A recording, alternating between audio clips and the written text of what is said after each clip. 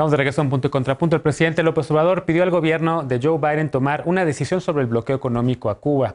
Dijo que se deben separar las cuestiones políticas de los temas humanitarios y pidió a los países miembros de la ONU que han votado en contra del bloqueo actuar. El gobierno encabezado por Donald Trump prohibió el envío de remesas a Cuba a través de empresas controladas por las Fuerzas Armadas cubanas. Además, Trump limitó a $1,000 trimestrales por persona la cantidad que se puede enviar a la isla desde Estados Unidos. El presidente Biden informó este fin de semana que su gobierno revisa la política de remesas para ayudar a que el dinero llegue directamente a la gente sin que el régimen interfiera. Pero hoy el presidente de México, contrario a su postura de no interferir u opinar sobre asuntos internos de otros países, ha pedido a Estados Unidos levantar el bloqueo. López Obrador dijo que hacía un llamado respetuoso para separar lo político de lo humanitario y calificó el bloqueo como una medida extrema, como una acción medieval, así lo dijo, y añadió que no tiene nada que ver con la fraternidad en los pueblos del mundo. También el presidente de México informó que nuestro país enviará 2 buques con alimentos, medicinas, oxígeno y equipo médico a la isla, que es parte del apoyo que México le ha estado dando a varios países de América Latina a través del mecanismo de CELAC. ¿Cómo ves este tema? Empiezo ahora contigo, Alejandro. La postura de México sobre Cuba, que ha ido cambiando en los últimos años, que causó también por ahí una columna muy, muy dura de Jesús Silva Herzog en el periódico Reforma, de que el presidente López Obrador, según Silva Herzog, pues prácticamente aplaudía una dictadura. Bueno, no, a ver, yo creo que aquí hay que revisitar la doctrina Estrada. Los conceptos no son tampoco inamovibles. Esta doctrina se publicó en 1930. No puede seguir juzgándose porque el mundo ha cambiado muchísimo. Hoy tenemos un mundo globalizado, un mundo interdependiente y cada vez más integrado. Entonces tenemos que pensar la doctrina Estrada en el marco de este siglo XXI y no del siglo pasado, y me parece que es perfectamente compatible la postura de México sobre Cuba con una doctrina Estrada revisitada, porque hay que separar qué sí se vale y qué no se vale en materia de relaciones internacionales y de relaciones con otros países. El multilateralismo, las organizaciones, por supuesto que se valen. La ayuda humanitaria, claro que se vale, como la que México ha entregado y Cuba nos ha enviado en infinitas ocasiones.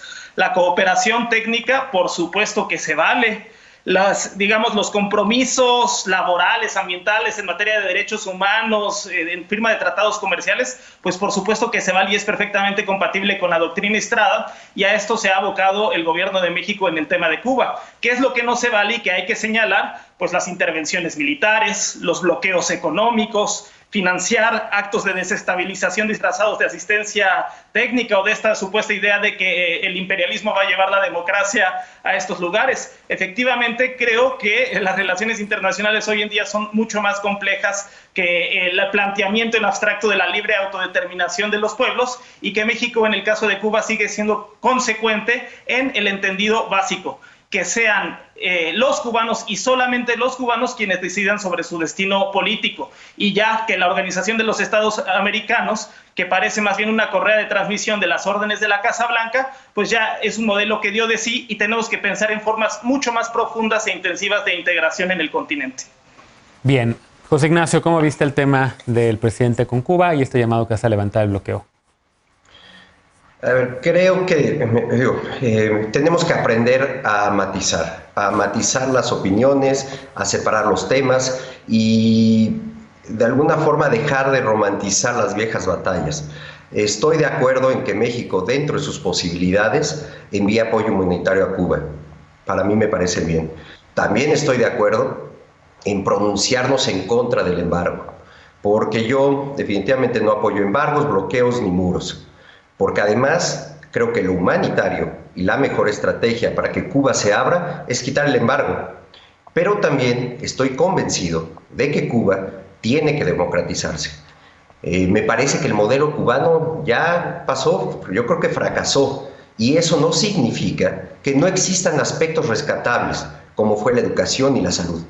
Pero tampoco creo que señalar los abusos y las violaciones a derechos humanos quiere decir que se apoyen las sanciones implementadas por Estados Unidos. Hay que ser mesurados, porque la situación en Cuba está llena de matices, pero también de autoritarismo, de falta de libertades y de violaciones a los derechos humanos. Por eso me parece exagerado que el presidente se atreva a insinuar que la dictadura ha sido un acto heroico y que merece el premio de la dignidad. Hay que tener cuidado con no romantizar las ideas, sobre todo cuando los costos durante más de 60 años de dictadura tienen tantos claros y tantos oscuros. También me parece aventurado que el presidente enaltezca un régimen desgastado, que debe cambiar y que debe responder a las protestas legítimas de una población cubana que ya cambió, como decía Alejandro, que son otros tiempos. Esperemos que cambie y que cambie desde adentro y de forma pacífica.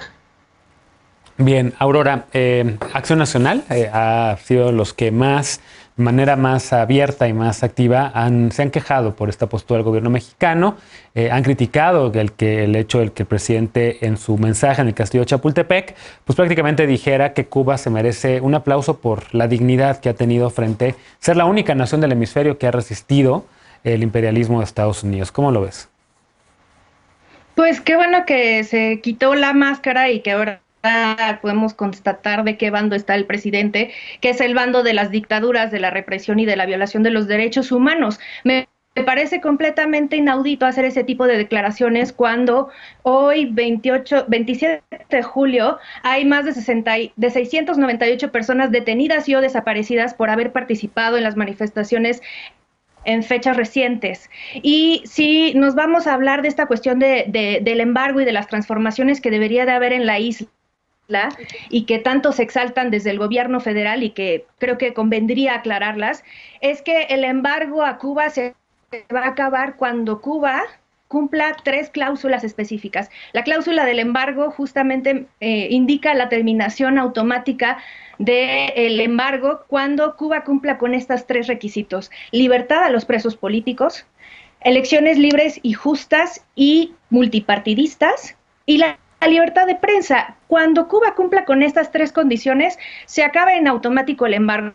Entonces, más bien dicho, yo creo que la exigencia sería a Cuba para que precisamente vayamos a eso que menciona Alejandro y que coincido en que creo que todos los que estamos en esta mesa coincidiríamos en que los cubanos deberían derecho a decidir por ellos mismos el tipo de gobierno que quieren tener, pero también esa capacidad de hacerlo fuera del Partido Comunista, que es el partido único que existe en la isla y que al final de cuentas es algo que debería de insistirse. Me parece muy bueno el tema de la ayuda humanitaria a Cuba, pero y sobre todo celebrando porque había una prohibición para la importación de medicamentos que había impuesto el propio régimen cubano y que como consecuencia de las manifestaciones del 11 de julio implementó una política a partir del 15 de julio con efectos a iniciar este pasado 19 de julio para que pudieran ingresar medicamentos a la isla. Así es que si hablamos de bloqueos, pues también vayamos desmitificando las cosas, y el bloqueo único que existe en esta situación es el bloqueo que la dictadura comunista le ha hecho a su ciudadanía, de no permitirles vivir en libertad, de no permitirles decidir por ellos mismos el tipo de gobierno, el tipo de rumbo que quieren tener para sus países, para su país, y al final de cuentas, pues, el respeto a sus derechos humanos, la no represión, la libre manifestación, la libre expresión de las ideas, y me parece completamente lamentable que un gobierno como el nuestro esté defendiendo todo eso, porque es completamente inaudito e indefendible el defender a una dictadura que se ha mantenido por 62 años violando sistemáticamente derechos humanos y persiguiendo a opositores al régimen sin ninguna posibilidad de expresar pues, libremente las ideas. Finalmente, veloz contrapunto.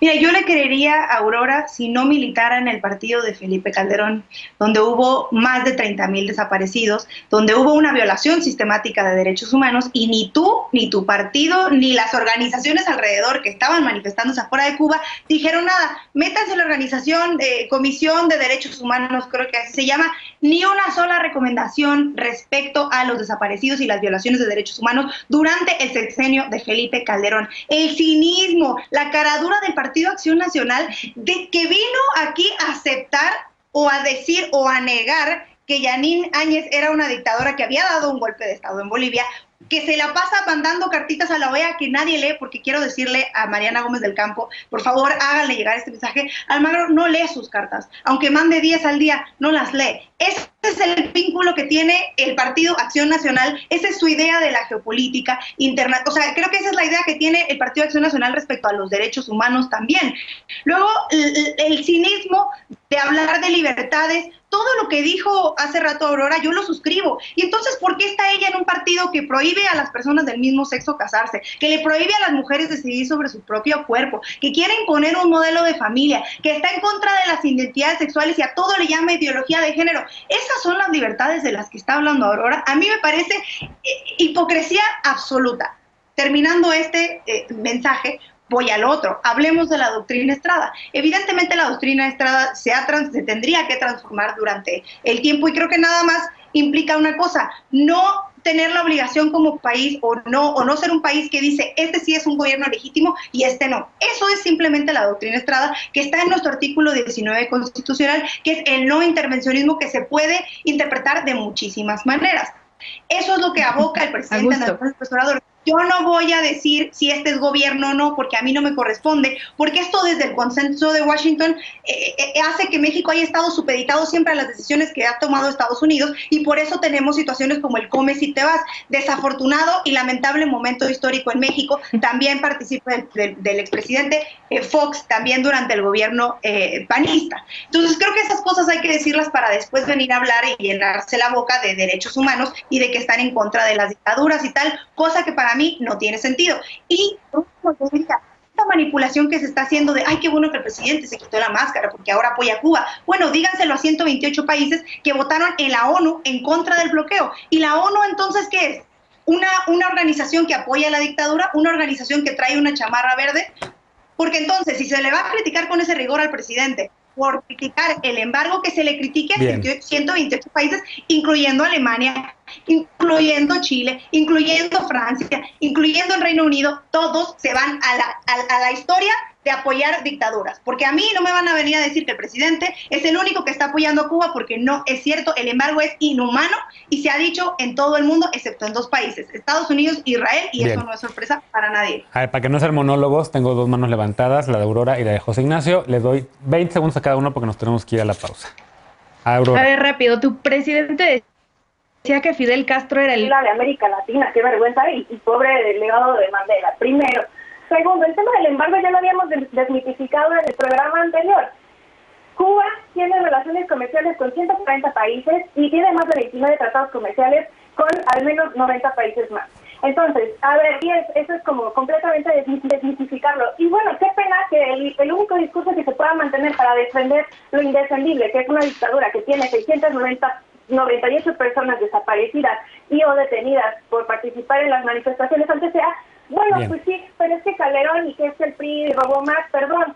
Vayámonos a los datos, no defendamos ni tratemos de defender lo indefendible con narrativas y con discursos de manual. Y rapidísimo también, José Ignacio, por favor, y al final le dejo la última palabra, Veloz. O sea, yo solo quiero aprovechar la oportunidad de esta discusión para invitar a todos a que no podemos seguir atacando sin escuchar. Si descartamos a priori la opinión de Aurora, no hay forma de encontrar consensos. Me parece que si queremos llegar a evolucionar como en la vida política, primero hay que escuchar. Y si lo que dijo Aurora ahora tuvo cierto grado de razón, vamos a entenderlo y no vamos a descartar a priori solo porque es del PAN. Entonces, me parece que si queremos construir, tenemos que aprender a escuchar. Y en este caso, lo dijo Aurora o lo dije yo, estamos en contra del embargo y estamos a favor de que mande López Obrador esta ayuda humanitaria. Bien. ¿Por qué descartar a priori? Ese sería mi punto. Aurora no está en contra 20 segundos del rapidísimo, Veloz. Aurora no está en contra del embargo. El que no escuchaste fuiste tú. ¿Ok? Creo que hay que dejar claro, tenemos llevando este debate mucho tiempo, no está diciendo lo que tú dijiste. Ahora, yo creo que sí vale la pena decir y poner límites morales, porque si viene Felipe Calderón mañana a hablar de desaparecidos y de violaciones a derechos humanos, hay que tener cara para decir esas cosas. Y creo que el Partido de Acción Nacional no tiene cara para pronunciarse respecto a los derechos humanos. Eso fuera del que hay que llevarnos bien, hay que tener la calidad moral para opinar. Hay que tener la calidad moral para opinar. Ya nos tenemos que ir porque ya nos estamos 3 minutos de bloque, pero solo un recordatorio a la mesa. Felipe Calderón está obsesionado con restablecer la relación diplomática con Cuba.